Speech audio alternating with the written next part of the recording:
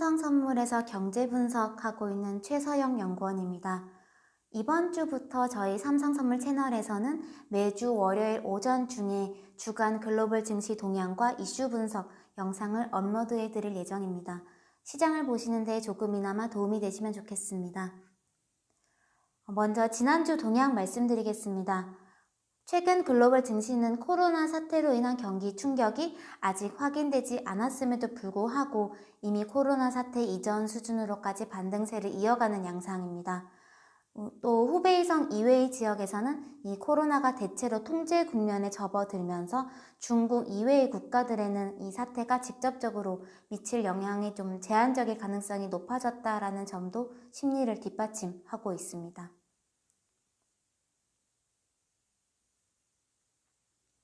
한편 최근에 미국 달러 강세가 크게 부각이 좀 되고 있는데요. 지난주에 달러 인덱스는 99를 돌파하면서 작년 고점 부근까지 빠르게 상승하고 있습니다. 그 배경을 유추해 보자면 우선 미국 경기의 경우 상대적으로 이 코로나 사태나 중국 경기 충격으로부터 한 발 물러나 있다는 인식이 있고요. 또 중국과 휴전을 하긴 했지만 여전히 지속되고 있는 트럼프 행정부의 보호무역 행보 등이 상대적인 미국 경기 강세 프레임을 유지시키고 있는 것으로 보입니다. 또 정치적으로는 기존 민주당의 유력 대선 후보였던 바이든의 부진한 행보가 결국 트럼프 대통령의 재선 가능성을 높이고 있다라는 점도 달러 강세의 배경으로 작용하는 것으로 보입니다.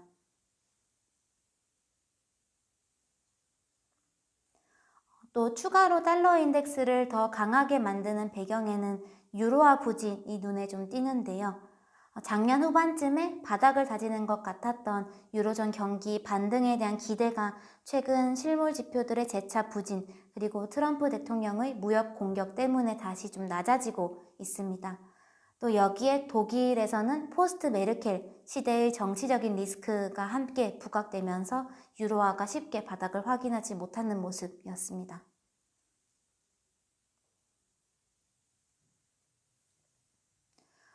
최근 글로벌 금융시장의 긍정 편향 심리가 상당히 강합니다. 글로벌 실물 경기와 증시 간의 괴리는 작년에 이어서 올해에도 계속 벌어지고 있고요. 또 미국 장단기 금리 차가 다시 역전을 코앞에 둔 상황이지만 금융시장은 크게 신경 쓰지 않는 모습입니다. 이런 빠른 증시 반등의 배경에는 이번 사태가 미국 이외 지역 경기들의 순환적 반등이 확인되던 시점에 발생했던 만큼 이 사태가 진정될 경우에 경기의 V자 반등 탄력이 좀 상당히 강할 수 있을 것이다라는 전망이 기본적으로는 깔려 있는데요. 하지만 최근 증시 상승의 배경에는 그 이상의 근거들이 작동하고 있는 것으로 보입니다. 우선 첫 번째는 재선을 앞둔 트럼프가 올해에는 미국 증시나 경기를 위태롭게 할 만한 행동을 하지 않을 것이다 라는 믿음입니다. 지난주 14일에 미중 양국은 1단계 무역 합의 시행을 발표했는데요. 최근에 중국의 대미 수입 확대 약속 이행 가능 여부에 대해서 합리적인 의심이 좀 가능함에도 불구하고 미중 양국이 서로에 대한 신뢰를 유지하는 최근의 태도는 중국의 실제 약속 이행 여부를 떠나서 트럼프 대통령이 올해 중국과의 휴전 국면을 좀 깨지 않고 싶어 한다는 걸 시사하는 것으로도 해석이 되고 있습니다. 또 지난주에 트럼프 대통령은 주식 투자 비과세를 포함하는 중산층 세금 감면 개편을 지시했는데요. 대선을 앞둔 올해에 과열을 최대한으로 끌어내고자 하는 트럼프 대통령의 행보는 실제 경기와 별개로 증시는 계속 상승할 것이다 라는 믿음을 굳건하게 만들어주고 있습니다. 또 두 번째는 연준입니다. 현재 연준은 낮은 실물 경기 물가와 높은 자산 가격의 괴리 사이에서 딜레마적인 상황에 서 있습니다. 다만 정책의 우선순위상 연준은 금융시장에 좀 과열이 발생하더라도 그보다는 구조적 저물가 타개를 위해서 완화 편향적인 태도를 유지할 수밖에 없을 것이다 라는 전망이 좀 강하기 때문입니다. 마지막으로 세 번째는 중국 정부의 과잉 정책 대응 가능성입니다. 중국은 작년 미국 때문에 힘든 시기를 보냈던 이 작년에도 과잉 부양책으로 인한 리스크를 키우지 않기 위해서 정책 밸런스를 유지하고자 했었는데요. 하지만 이번 코로나 사태는 정부의 정책 밸런스가 좀 무너질 가능성을 높이고 있습니다. 우선 정부는 경기 안정에 대한 신뢰, 그리고 미국과 맺은 1단계 합의에 대한 신뢰를 주기 위해서 최소한 2분기 안에는 충격분이 어느 정도 메꿔질 수 있게끔 좀 막아야 하는 상황인데요. 특히 중국에는 여전히 한계 기업들이 많습니다. 그래서 생산 차질이 길어질 경우에 중소민영기업들의 문제가 생길 수 있을 텐데요. 이런 민영기업의 파산 문제는 실업 문제와 연관이 되어 있고, 또 실업 문제는 중국의 경기뿐만 아니라 중국 공산당 그리고 시진핑 주석의 커다란 잠재 리스크가 될 수 있습니다. 그래서 중국 정부는 무질서한 한계 기업 파산을 좀 무조건적으로 방어하고자 할 거고요. 그 과정에서 정부의 경기 부양은 상당히 공격적일 가능성이 높습니다. 또 이런 정부의 적극적인 태도는 단기적으로 증시 부양 요인으로 작용될 수 있습니다.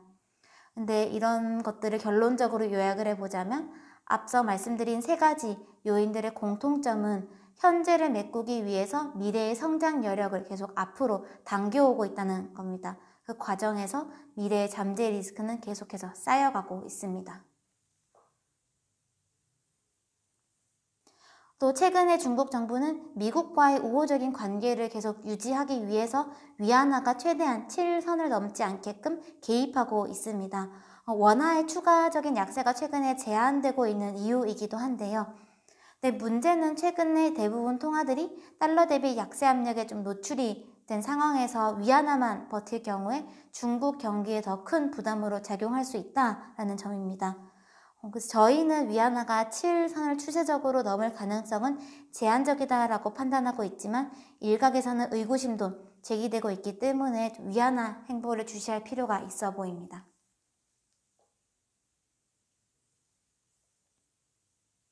이번 주에는 코로나 사태의 큰 변수가 새롭게 등장하지 않는 이상 금융시장의 영향은 점차 계속 둔감해질 것으로 예상이 되는데요. 또 미국과 유로존의 제조 PMI 발표를 통해서 코로나 사태가 선진국 경기에 미친 간접적인 영향이 가늠될 것으로 보입니다. 또 이번 주에는 중국의 대출 우대금리 발표가 예정이 되어 있는데요. 최근에 그 중국 식료품 가격 급등 때문에 소비자 물가 상승 압력이 상당히 강합니다. 하지만 그럼에도 불구하고 금리 인하는 발표될 가능성이 높아 보입니다. 또 마지막으로 FOMC 의사록에서는 이 코로나 대응에 대해서는 판단을 유보하겠지만 저물가 타개를 위한 연준의 완화 편향적인 태도가 확인될 것으로 예상이 됩니다. 최근에 시장 전망이 쉽지 않은 국면이 계속 이어지고 있는데요. 이번 한 주도 시장 대응 잘 하시길 바라겠고 즐거운 한 주 보내시길 바랍니다. 감사합니다.